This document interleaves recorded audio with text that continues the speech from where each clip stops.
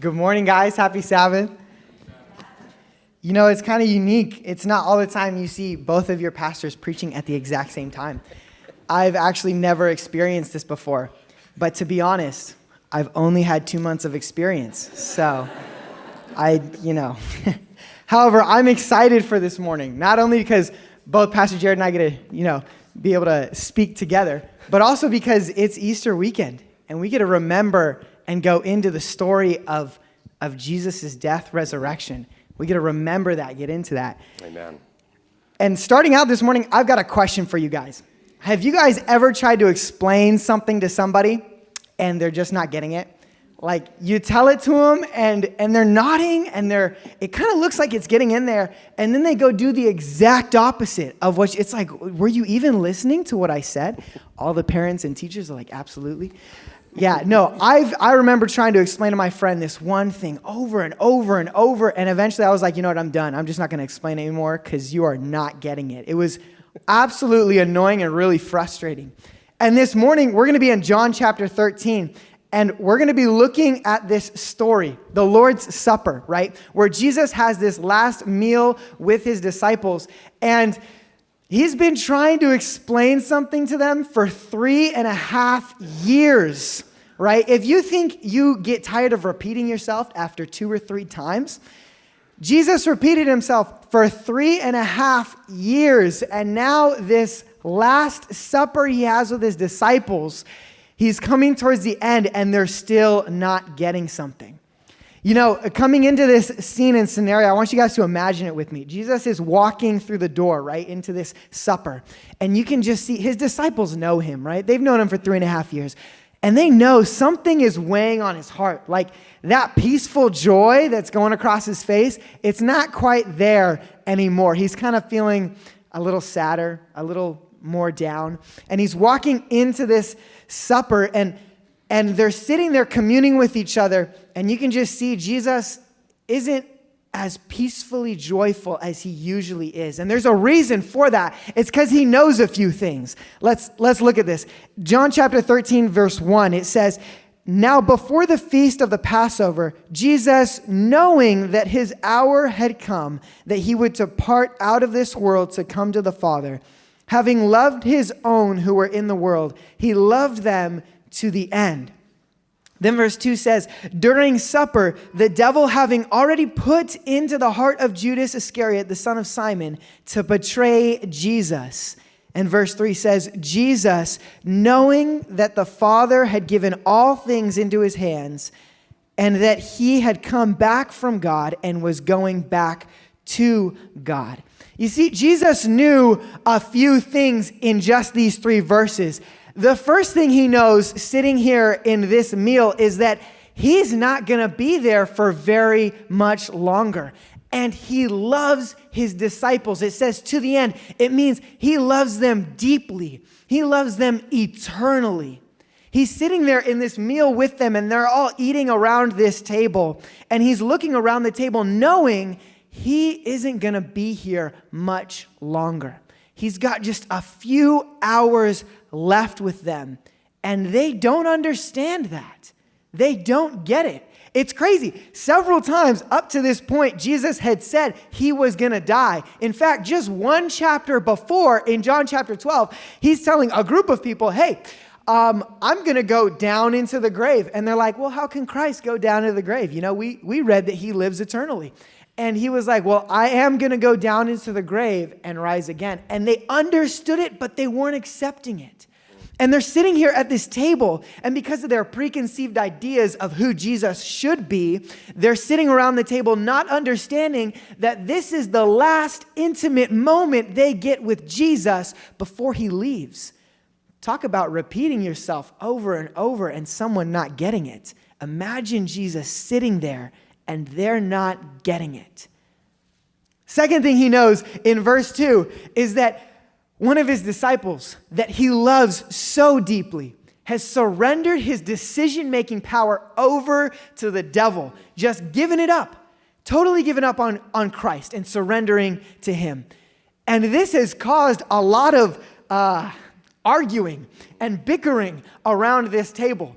In the Gospel of Luke and Matthew, it says that they were arguing about who would be the greatest. Oh my goodness, talk about repeating yourself over and over and them not getting it. 3.5 years Jesus had been telling them how to love. 3.5 years Jesus had been demonstrating what greatness was, and now they're sitting at the table not knowing this is the last intimate moment they get with Jesus, and they don't understand what greatness is. They're sitting there with the greatest human, the greatest God in the universe, and they're arguing with each other over which one of them is better, over which one of them is going to be greatest in his kingdom. They don't get it. Third thing he knows down there in verse 3 is that God has given this decision over to Jesus. He has the ability to decide to go forward with this, and he knows he is going forward with it.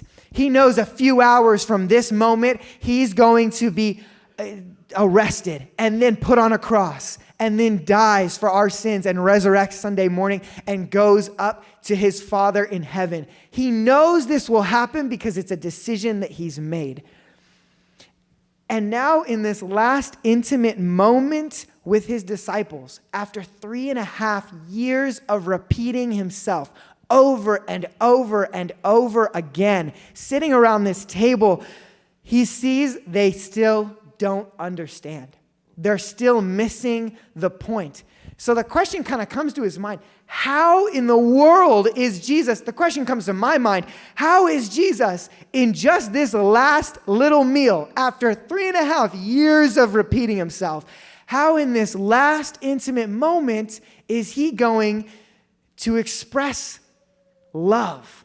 Desire of Ages puts it like this: how was Christ to bring these poor souls where Satan would not gain a decided victory over them?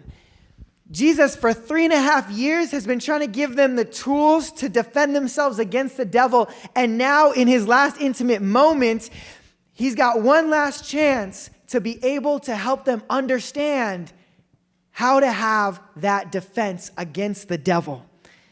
It goes on to say, how could he show that a mere profession of discipleship did not make them disciples or ensure them a place in his kingdom?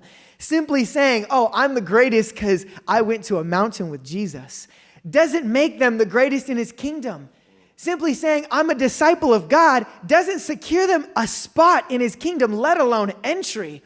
How is he going to tell it to them in one last intimate moment after 3.5 years of them not getting it? It goes on to say, how can he show that it is loving service, true humility, which constitutes real greatness? How is he to kindle love in their hearts and enable them to comprehend what he longed to tell them?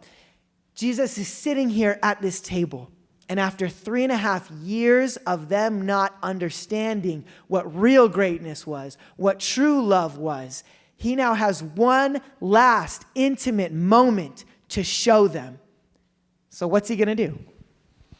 It was customary in Jesus' day that when the Passover came and you had a gathering together, that there would be a servant who would be waiting. And the servant's job was to wash the feet of those that came in. You know, in those days, they didn't have socks and shoes in the way that we do today. They wore sandals or wraps around their feet. And on the dusty roads, their feet would get dirty. And so when you came into somebody's house and you were about to have a meal, it was customary for the servant to greet you at the door.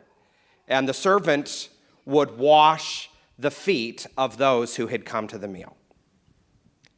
The thing that's different on this day is that as we look at this scene that Pastor Scotty has just painted for us, there's no servant that's there that day. For some reason, the servant wasn't there. It's possible that Jesus had purposefully dismissed the servant. I highly doubt that it was something that was overlooked. But the fact is, up against the wall there was a basin, a pitcher of water, and a towel. There was no servant. And Jesus is sitting there and he's watching. He wants to know what are his disciples going to do about the situation? You see, in the absence of a servant's presence, it would have been the responsibility of Jesus' disciples to take up that role. But as they sit there that day, their hearts aren't ready to do such a thing. You don't bicker about who's best in the kingdom, have your pride hurt, your emotions riled, and decide that you're going to be the one that's going to pick up the basin and the towel and wash your fellow disciples' feet. Disciples sat around that table that day and they pretended like they didn't realize what was going on, but everyone noticed the servant wasn't there. But they talked among themselves as if they hadn't noticed. And Jesus sits there silently and he's watching. He's watching because he wants to know, what are the disciples going to do? The disciples aren't ready for what Jesus is about to do for them. And they're not ready for the trouble that's about to come on them in just a few short hours in Gethsemane. They're completely unprepared. How's Jesus going to reach into the depths of their soul and change their heart? The Bible tells us in verse 4 that getting up from the table, Jesus laid aside his garments, and taking a towel, he girded himself. Then he poured water into the basin, and he began to wash the disciples' feet and to wipe them with the towel with which he was girded. Now stop and just think about what Jesus has done and what you would feel like if you were one of the disciples who was there that day. They know what's gone on in their hearts. And here, their master, the one who created the universe, the one who for these 3.5 years, they've watched him speak and great miracles would happen. He raises people from the dead. He gives sight back to the blind. He heals leprosy. Things unheard of. The creator of the universe gets down on his knees, wrapped in the garments of a servant. And he begins one by one to wash the disciples' feet as their servant. You see, Jesus had made the statement to his disciples earlier on. He said, I came not to be served, but to serve, and to give my life as a ransom for many. Must have grieved his heart to sense that they still weren't getting the message. And so by this last act, he stooped down, hoping to reach in there, to reveal to themselves the condition, the true condition of their heart. And yet his love for them anyway. He takes the role of the servant. Desire of Ages says, so Christ expressed his love for his disciples. Their selfish spirit filled him with sorrow, but he entered into no controversy with them regarding their difficulty. Instead, he gave them an example they would never forget. It's interesting that by this single act, Jesus separated the wheat and the tares. Because by stooping down and taking the role of the servant, all of the disciples but one were cut to the heart. And every one of them was humbled. We don't have time this morning to go into the story of Peter in particular, or the symbolism in the garments that Jesus was wearing. But it is interesting to note the different ways that the disciples responded. Because 11 said, if the God of the universe would stoop down to wash my feet, then I need to have a change of perspective. And one disciple said, kings don't wash servants' feet. He cannot be the Messiah. Where our hearts are this morning is what will determine how much we get out of the rest of the service today. Where our hearts are right now will determine the days that will come down the road. Friends, Pastor Scotty and I would like to appeal to you this morning. Where's your heart? Are there things that need to be taken care of? Where are your priorities?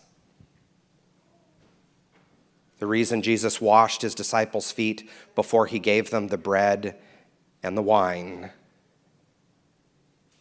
was because he was preparing them to understand what he wanted to do for them. He wanted to reveal his heart. Are you prepared? The Bible continues in verse 12. Jesus, when he had finished, he got up from washing their feet and he said, "Do you know what I've done for you? You call me teacher and Lord, and you're right, for so I am. If I then, your Lord and teacher, have washed your feet, you ought to wash one another's. For I gave you an example that you should do as I did. Truly, truly, I say to you, a slave is not greater than his master, nor is the one who is sent greater than the one who sent them. If you know these things, you are blessed if you do them." If you know these things, you are blessed if you do them.